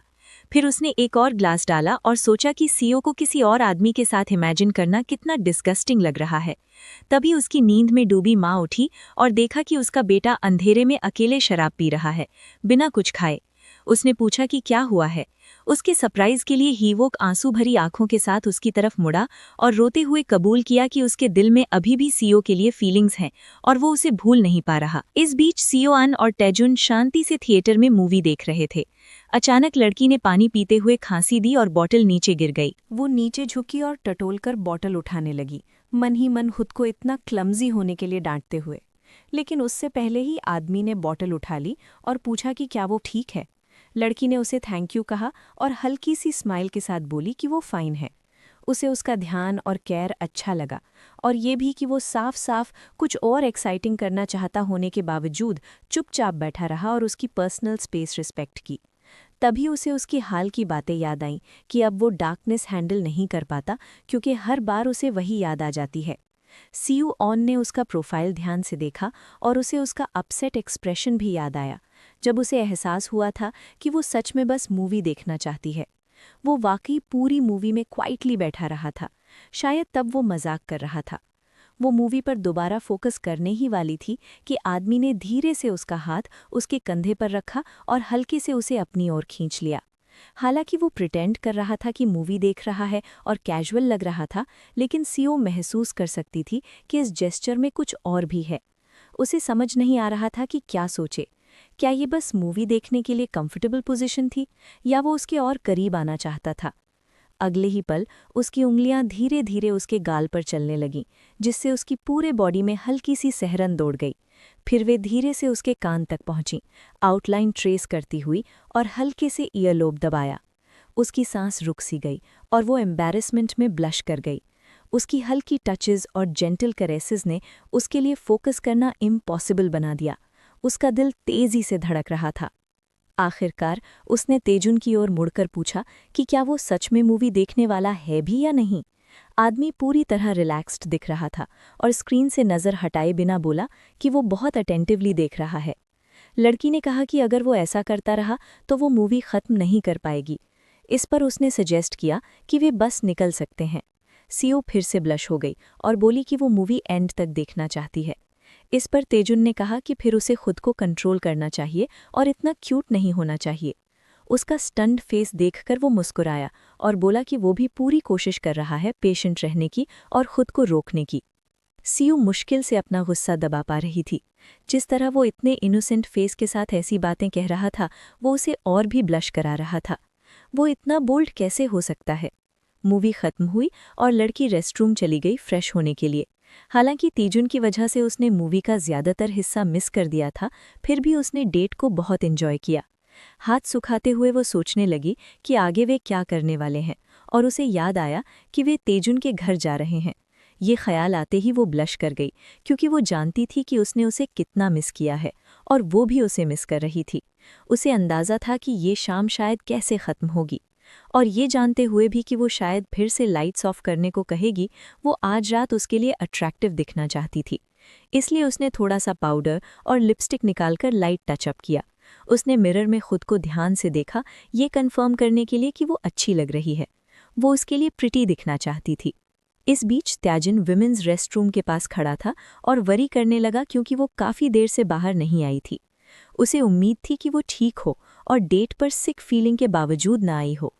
एक पल को उसके दिमाग में आया कि कहीं वो बेहोश तो नहीं हो गई और क्या उसे जाकर चेक करना चाहिए। तभी अचानक एक अनफेमिलियर फीमेल वॉइस ने उसे पुकारा। एक यंग वुमन पास आई, स्माइल किया और पूछा कि क्या वो एक्टर है। आदमी हैरान हुआ और बोला कि नहीं। फिर उस लड़की ने उसे अपनी बिजनेस कार्ड दी और कहा कि वो कास्टिंग एजेंसी में काम करती है। उसका अपीयरेंस बहुत अट्रैक्टिव है और अगर कभी इंटरेस्ट हो तो वो कांटेक्ट कर सकता है। ताइजुन ने इस तरह की बातें पहले सुनी थीं और वो पोलाइटली मना करने ही वाला था कि उसने अचानक सीओ को कोने से शाय तरीके से झांकते देखा। तभी उसके दिमाग में एक आइडिया आया, अगर वो उसे जेलस कर दे तो? वो देखना चाहता था कि अगर सीओ उसे अपना माने तो उसे कैसा लगेगा। तो उसने सिचुएशन का फ़ायदा उठाने का फैसला किया और देखा कि वो कैसे रिएक्ट करती है। उसने स्ट्रेंजर को चार्मिंग स्माइल दी और उससे बातें करने लगा, ये सोचते हुए कि उसकी गर्लफ्रेंड आएगी और क्लियर कर देगी कि वो टेकन है। लेकिन उसकी उम्मीद के उलट सीयू घबरा गई और तुरंत कोने के पीछे छिप गई। उसके पास आने की कोशिश भी नहीं की। ये देखकर वो परेशान हो गया। उसे समझ आया कि ये उसका यूजुअल बिहेवियर नहीं है और शायद उसमें कॉन्फिडेंस की कमी है। तो स्ट्रेंजर से माफ़ी मांगकर वो सीयू के पास गया। उसके पास जाकर उसने पूछा कि वो कोने के पीछे क्यों छिप रही थी, वो उसके पास क्यों नहीं आई। लड़की टेंस हो गई और बोली कि वो अभी अभी रेस्टरूम से निकली है। ताइजन ब्लश हो गया और पूछा कि फिर वो क्यों छिपी, क्या उसे उस लड़की से ज़रा भी जेलसी नहीं हुई। सीओन हैरान रह गई। उसे सच में समझ नहीं आया कि उसे जेलसी क्यों होनी चाहिए। उसने पूछा क्यों। उस पल जब उसने अपनी ब्राइट और सिंसियर आंखों से उसकी ओर देखा, उसे एहसास हुआ कि वो उससे पूरी तरह हार चुका है। वो इतनी प्योर और इनोसेंट थी कि उसका दिल संभाल नहीं पाया। फिर उसने एडमिट किया कि वो उससे बहुत जेलस होता है। ये सुनकर लड़की और भी सरप्राइज्ड हुई क्योंकि उसने उसे कभी कोई रीज़न नहीं दिया था। लेकिन आदमी ने बस इतना कहा कि अगर वो भी थोड़ा सा जेलसी दिखाए तो उसे अच्छा लगेगा। बाद में जब वे ड्राइव कर रहे थे, उसने पूछा कि क्या वो आज रात फिर से लाइट्स ऑफ करने को कहेगी। ये सुनकर सीयू सोच में पड़ गई। उसे समझ नहीं आ रहा था कि क्या कहे, क्योंकि इस बार वो शाय और ऑकवर्ड लड़की की तरह बिहेव नहीं करना चाहती थी। वो अलग होना चाहती थी। लड़की ने अपनी स्कर्ट को हाथ में कस कर पकड़ा, खुद को संभालते हुए, हिम्मत जुटाते हुए, और उसे बताने की कोशिश की कि आज रात उसे लाइट्स ऑफ नहीं करने की ज़रूरत है। वे ऑकवर्ड साइलेंस में एलिवेटर से उसके अपार्टमेंट तक गए। लड़की सोच रही थी कि क्या ताइजुन को लगेगा कि वो ज़्यादा स्टबन हो रही है, क्योंकि उसने अब तक ये एक्सप्लेन नहीं किया था कि वो हमेशा लाइट्स ऑफ क्यों करती है। उसे डर था कि कहीं ये उसे अजीब न लगे। पूरे रास्ते वो बस यही सोचती रही कि वो उसे कितना पसंद करती है और वो हर बात को कितना ओवरथिंक कर लेती है। उसे बस ये मान लेना चाहिए था कि वो हिवॉक की माँ की डोनर रही है और उसे अपने स्कार को लेकर एम्बैरेसमेंट महसूस होती है। लेकिन अगर सच सुनकर वो उससे डिसअपॉइंटेड हो गया तो? अगर उसकी फीलिंग्स पूरी तरह खत्म हो गईं तो? अब वो उससे सच छिपाना नहीं चाहती थी, तो उसने गहरी सांस ली और कहा, मिस्टर सीईओ, सच ये है कि... लेकिन तभी वो फ्रीज हो गई जब उसे उसकी चेस्ट अपने सीने से लगती हुई महसूस हुई। अगले ही पल उसे अपनी गर्दन के आसपास एक नाजुक चेन का टच महसूस हुआ। वो एक ब्यूटीफुल टीयरड्रॉप शेप्ड गोल्ड पेंडेंट था, जिसके चारों ओर छोटे छोटे जेम्स जड़े थे। तेजुन ने बड़े आराम से चेन बंद की और उसके बाल एक तरफ कर दिए। सेओ ऑन कुछ पल के लिए जमी रह गई, समझने की कोशिश करती हुई कि अभी क्या हुआ। इस बीच आदमी ने पूछा कि वो क्या बताना चाह रही थी। उसने कहा कि उसके गिफ्ट की वजह से वो घबरा गई और जो कहना था वो पूरी तरह भूल गई। तेजन थोड़ा पास आया और बोला कि वो बस उसके लिए कुछ अच्छा करना चाहता था। उसे ऑकवर्ड लगा और उसने कहा कि उसका पिछला गिफ्ट ही बहुत ब्यूटीफुल था और ये पेंडेंट ज़रूर बहुत एक्सपेंसिव होगा। आदमी ने आर्म्स क्रॉस किए और कामली बोला कि उसके पास इनफ मनी है, ये कोई प्रॉब्लम नहीं है। जब उसने कहा कि वो हर बार मिलने पर उसे ऐसे गिफ्ट्स दे सकता है, तो सेओ डर गई और तुरंत बोली कि उसे ऐसा नहीं करना चाहिए। आदमी सच में सरप्राइज था। उसे समझ नहीं आ रहा था कि वो उसे खुश क्यों नहीं कर सकता, बस क्योंकि वो चाहता है। लड़की नहीं चाहती थी कि वो ये सोचे कि उसके लिए मटीरियल चीज़ें इंपॉर्टेंट हैं, क्योंकि सबसे ज़रूरी चीज़ें पैसे से नहीं खरीदी जा सकती। आखिरकार उसने उसकी शर्ट पकड़कर उसे अपनी ओर खींचा और गहराई से किस कर लिया। लेकिन अगले ही पल उसने महसूस किया कि वो कंट्रोल ले चुका है, हल्के लेकिन फर्म तरीके से उसे बेडरूम की तरफ ले जाते हुए। जब वे बेड पर गिरे, उसका दिल जोर जोर से धड़क रहा था और उसने जल्दी से उससे लाइट्स ऑफ करने को कहा। तेजुन ने उसका चेहरा अपने हाथों में लिया और उसकी बड़ी चमकती आंखों में देखा, उस पल को हमेशा याद रखना चाहता हुआ। लड़की ने फिर से धीरे से रिक्वेस्ट की, लाइट बंद करने के लिए। वो नहीं चाहता था, लेकिन जिस तरह वो उसे देख रही थी, जिस तरह वो कह रही थी, उसके पास मानने के अलावा कोई चॉइस नहीं थी। जब उसने लाइट बंद की और वे अंधेरे में रह गए, तो वो फिर उसके पास आया और बोला कि उसे ये पसंद है, ये स्पेशल लगता है, लेकिन अगर ऐसा चलता रहा तो नेक्स्ट टाइम शायद वो उसे बांधने की कोशिश करेगा। सेओ ऑन ब्लश हो गई। उसकी आवाज़ कांप रही थी जब उसने कहा कि उसे अब भी इनसिक्योर महसूस होता है, इसलिए लाइट्स ऑन होने से उसे डिस्कम्फर्ट होता है। तेजन ने अपनी टाई ढीली की और हंस दिया, उसका जवाब एक्सेप्ट करते हुए। हालांकि अंधेरा था और वो उसे देख नहीं सकता था, लेकिन वो उसे छू सकता था, और हर बार जब वो उसे छूता तो कभी इनफ नहीं लगता था। जितना ज्यादा वो छूता उतनी ही ज्यादा क्रेविंग बढ़ती जाती। वो उसे बहुत पसंद करता था और उसकी सारी लव पाना चाहता था। उसे उम्मीद थी कि इस डार्कनेस में वो अकेला ट्रैप्ड नहीं है। वो जानता था कि वो भी वैसा ही महसूस करती है। धीरे धीरे सनलाइट कमरे में आने लगी। सेओ ऑन ने अपना फोन उठाया और टाइम देखकर हैरान रह गई। सुबह के 5 बजे से थोड़ा ही ज्यादा था। ये सोचकर कि सीईओ ने उसे लगभग पूरी रात सोने नहीं दिया, फिर भी वो काफी रेस्टेड महसूस कर रही थी। उसे खुशी हुई कि उसकी स्टैमिना इंप्रूव हो गई है। लेकिन फिर उसे एहसास हुआ कि ये 5 AM नहीं, बल्कि 5 PM था। वो शॉक में फ्रीज हो गई। क्या वो सच में पूरा दिन सोती रही? उसे अपना डे ऑफ वेस्ट होने पर रोना सा आ गया। उसी पल तेजुन कमरे में आया, चेयरफुल और ग्लोइंग, और पूछा कि क्या उसने इनफ स्लीप ले ली। उसने टीजिंग करते हुए कहा कि जरूर ली होगी, क्योंकि वो लगभग 13 घंटे सोई थी। सेओन को उस पर गुस्सा आया कि उसने उसे इतना देर तक सोने दिया और अब मजाक भी उड़ा रहा है। उसने माफी मांगी कि वो सो गई, जबकि उन्होंने ओशन देखने का प्लान किया था। आदमी ने अचानक पूछा कि वो उससे आई कांटेक्ट क्यों अवॉइड कर रही है। लड़की ने कहा कि वो जानबूझकर ऐसा नहीं कर रही।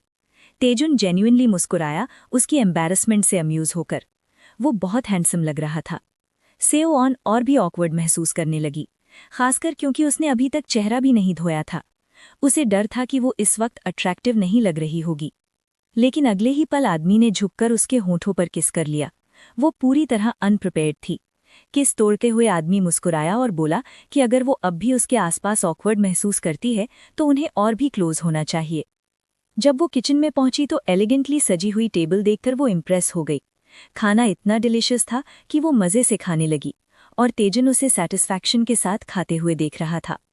तभी अचानक उसने बताया कि कॉम्प्लेक्स के फर्स्ट फ्लोर पर स्विमिंग पूल है, और पूछा कि क्या वो स्विम करना चाहेगी। लड़की एक पल के लिए फ्रीज हो गई। उसे याद आया कि आखिरी बार वो बचपन में अपने फादर के साथ पूल गई थी। बाद में आंट और अंकल के साथ रहते हुए वो ऐसी चीज़ों का सपना भी नहीं देख सकती थी। यूनिवर्सिटी में आने के बाद वो पार्ट टाइम जॉब्स और स्कॉलरशिप कमाने में इतनी बिजी रही कि कभी मौका ही नहीं मिला। वो इस बारे में बात नहीं करना चाहती थी, इसलिए शाई स्माइल के साथ बोली कि वो स्विमसूट नहीं लाई है। उसकी डिसअपॉइंटमेंट के उलट ये सुनकर तेजुन और ज्यादा एक्साइटेड हो गया और चमकती आंखों से बोला कि वो बस एक खरीद लेंगे। डिनर के बाद वे वॉक पर गए और सेओन अपनी एडमायरिंग नजरें उससे हटा ही नहीं पा रही थी। वो हैरान थी कि वो आदमी बिना हेजिटेशन के कैसे बिहेव करता है। वो सब करता है जो वो खुद करने की हिम्मत भी नहीं कर पाती। वो सोच रही थी कि क्या उसे भी कभी डर या वरीज होती होंगी। वो उसे एडमायर करती थी और उसकी ब्रेवरी और डिटर्मिनेशन से थोड़ा जेलस भी फील करती थी। स्टोर में लड़की को एक स्विमसूट पसंद आया, ऐसा जो उसके बॉडी के स्कार्स को हाइड कर सके। लेकिन ताजुन की स्विमसूट चॉइस कुछ और ही थी। उसे येलो बिकिनी पसंद थी, जिसे देखकर लड़की शॉक हो गई। उसने जल्दी से वही स्विमसूट उठाया जो उसने चुना था और डिसाइडेड किया कि उससे पहले बाय कर ले, कहीं वो उसके लिए पे ना कर दे। रजिस्टर पर एक पोलाइट कैशियर ने उसे ग्रीट किया।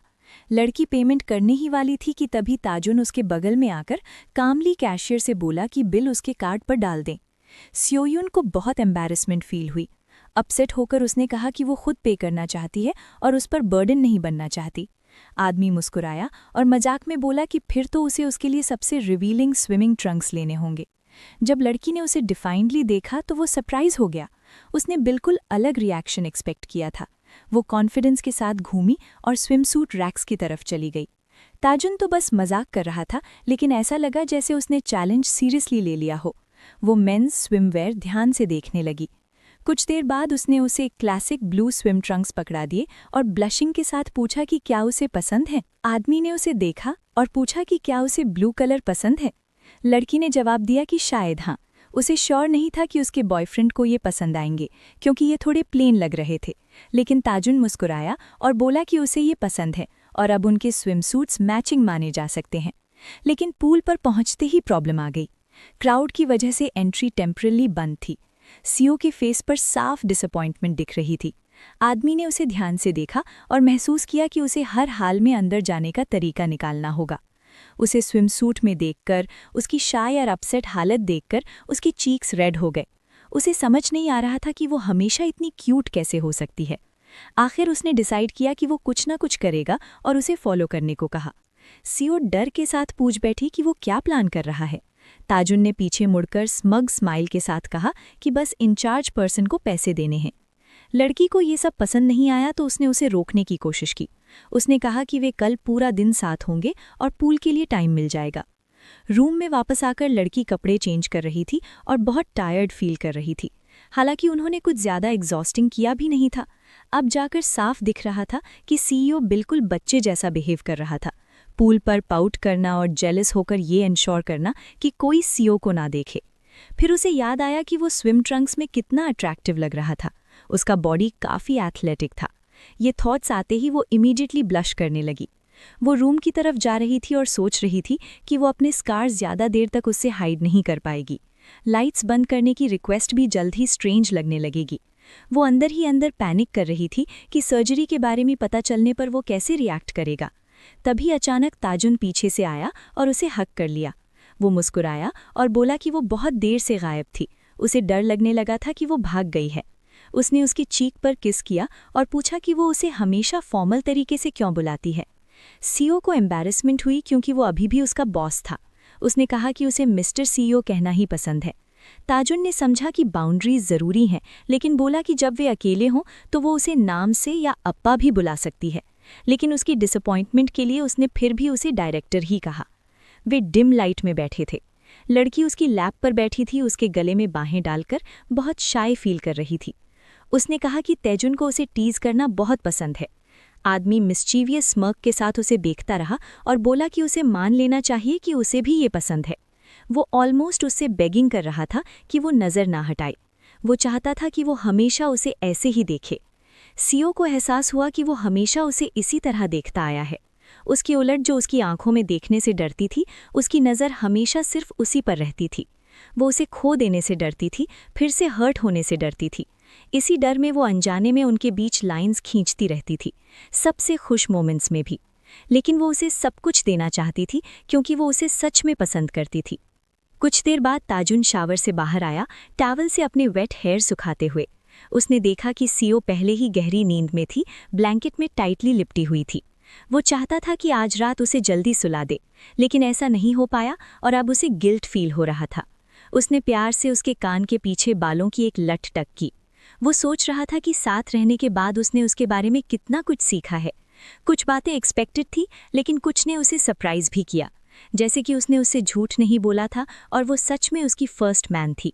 अब उसे अब भी समझ नहीं आ रहा था कि वो बास्टर्ड वे उसके आसपास इतना काम कैसे रह सकता है। शायद वो उससे भी बड़ा फूल था जितना ताजुन ने सोचा था। अचानक ताजुन ने लड़की को नींद में कराहने सुना। उसने देखा कि उसके फॉरहेड पर पसीना आ रहा था। शायद थिक ब्लैंकेट की वजह से उसे बहुत गर्मी लग रही थी। उसने उसके शोल्डर्स छुए। उसकी पजामास पूरी तरह पसीने से भीगी हुई थीं। आदमी पैनिक कर गया क्योंकि ये नॉर्मल नहीं था। क्या उसने उसे ओवर एग्जॉस्ट कर दिया था? वो कन्फ्यूजन में था कि क्या करे। अगर कपड़े चेंज करने हैं तो उसे जगाना पड़ेगा, जो वो नहीं चाहता था।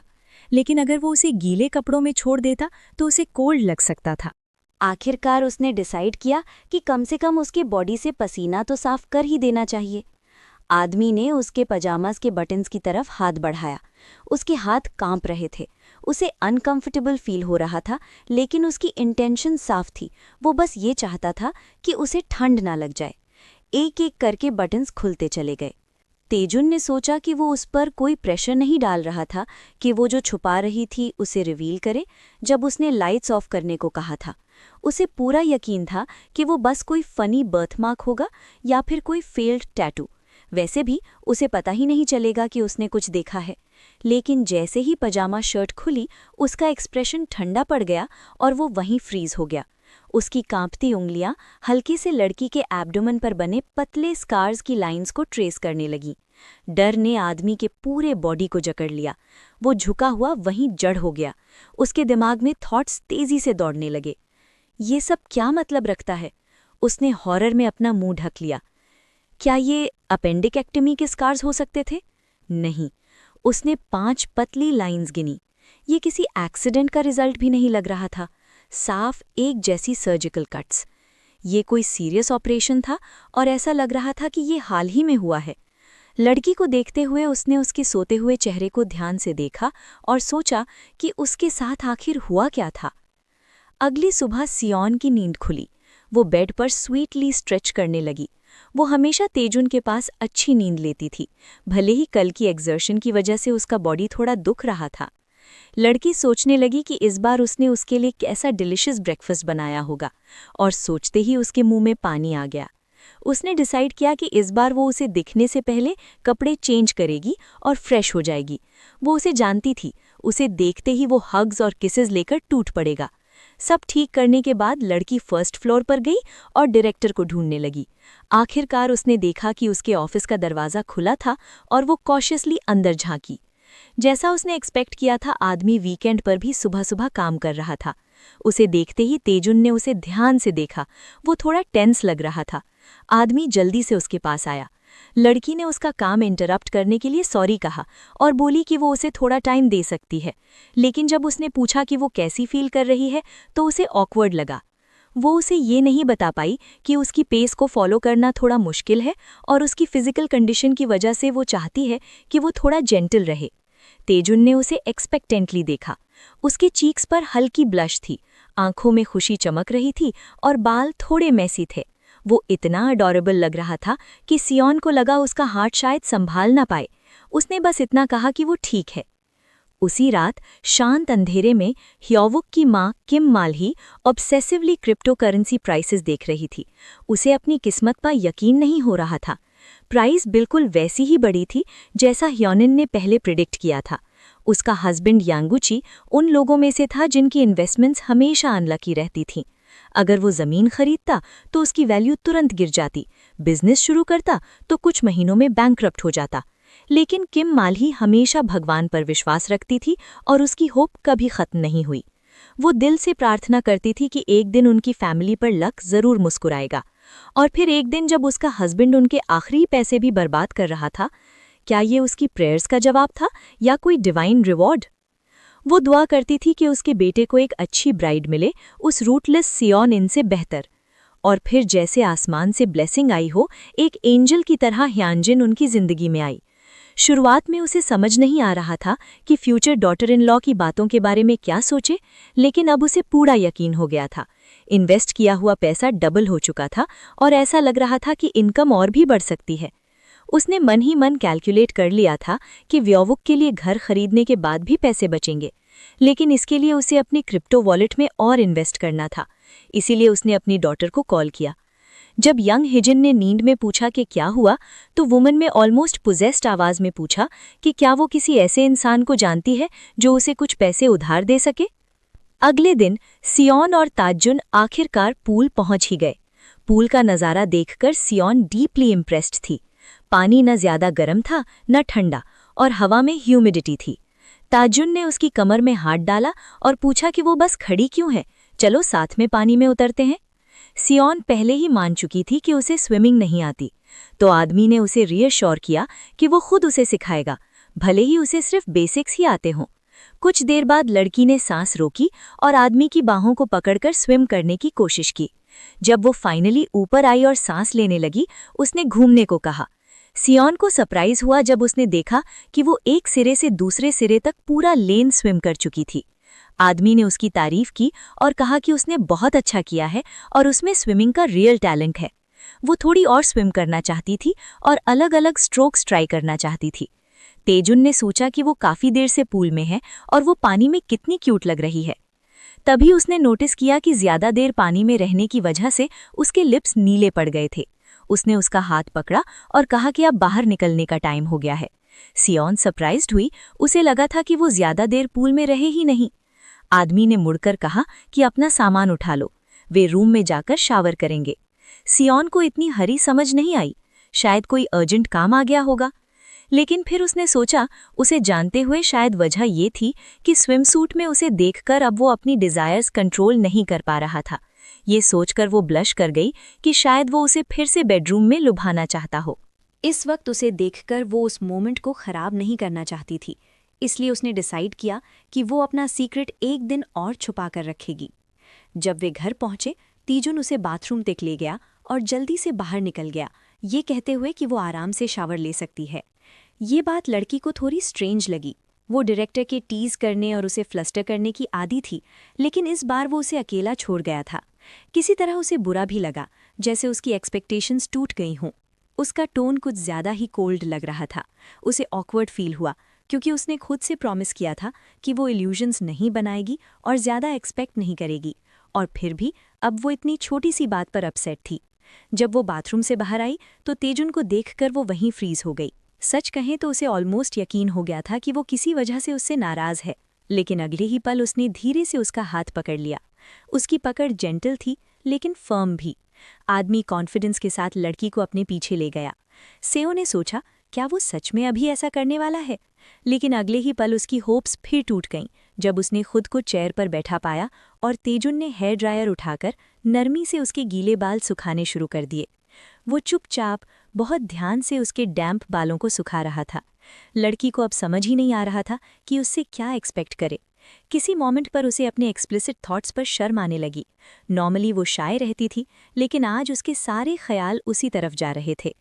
तेजुन की उंगलियां उसके स्कैल्प को हल्के से मसाज कर रही थीं, बालों में कोम करती हुई, देखती हुई कि कहीं कोई गीला हिस्सा छूट न जाए। आखिर में वो बहुत खुश थी, क्योंकि वो जो कर रहा था वो भी कमाल का था। उसे उसकी केयर बहुत पसंद थी। जब तेजुन ने ख़त्म किया तो उसने उसके कंधे पर हाथ रखा और पूछा कि क्या उसे भूख लगी है। ये सोचकर कि डिनर टाइम हो चुका है, सेओ को थोड़ा उदास फील हुआ। इसका मतलब था कि दिन खत्म होने वाला है और उनका वीकेंड लगभग खत्म हो चुका है। उसे ये बात दुखी कर रही थी कि कल उन्हें फिर से काम पर जाना होगा और दोबारा डिस्टेंस मेंटेन करनी पड़ेगी। तेजुन ने उसके मूड में चेंज नोटिस किया, लेकिन उसे समझ नहीं आया कि क्या कहे या क्या करे। जब वो अस्पताल में था तो ग्लूमी थॉट्स उसका पीछा नहीं छोड़ रहे थे। आखिरकार इंतजार के बाद उसकी मुलाकात शिन दहैन से हुई, उसकी माँ का पुराना दोस्त और एक जनरल सर्जन। तेजुन ने हेलो कहा और पूछा कि वो इन दिनों कैसा है। डॉक्टर ने कहा कि वो ठीक है। तेजुन को देखकर खुश हुआ और उसे लीडरशिप पोजीशन मिलने पर बधाई दी। ऑफिस में जाते हुए उसने कहा कि अगर उसके पास ज़्यादा टाइम होता तो वो खुशी खुशी उसके साथ ड्रिंक करता, लेकिन वो काम में बहुत बिजी था और पूछा कि वो वहाँ क्यों आया है। तेजुन डॉक्टर का प्रेशियस टाइम वेस्ट नहीं करना चाहता था, इसलिए उसने उसे एक पेपर दिया जिस पर उसने याद से सेओयुन के बॉडी पर स्कार्स की नंबर और लोकेशन ड्रॉ की थी और पूछा कि ये किस तरह की सर्जरी लगती है। शिन देहान ने पेपर लिया, ध्यान से देखा और कुछ पलों बाद बोला कि वो 100% श्योर तो नहीं है, लेकिन ये हेपेटाइटल जैसा लग रहा है। ये सुनते ही तेजुन डर के मारे फ्रीज हो गया, उसके कानों में रिंगिंग शुरू हो गई। इसी बीच सर्जन समझाता रहा कि आजकल ऐसे इंसिजन्स लिवर ट्रांसप्लांटेशन के डोनर्स पर किए जाते हैं। वो मॉडर्न ट्रांसप्लांट टेक्निक्स के बारे में बोलता रहा, लेकिन तेजुन अब सुन नहीं रहा था। कांपती हुई आवाज में उसने पूछा कि क्या वो सही समझ रहा है कि उन स्कार्स वाली लड़की एक लिवर डोनर थी। उसकी मुट्ठियां जोर से भिंच गईं। तो दोस्तों ये रहा आज की वीडियो का एंड। अगर आपको वीडियो पसंद आई हो तो कमेंट सेक्शन में नेक्स्ट पार्ट लिखना मत भूलना। और हाँ, चैनल को सब्सक्राइब कर दो, बेल आइकन प्रेस कर दो और लाइक भी कर देना। Thanks for watching. मिलते हैं नेक्स्ट वीडियो में।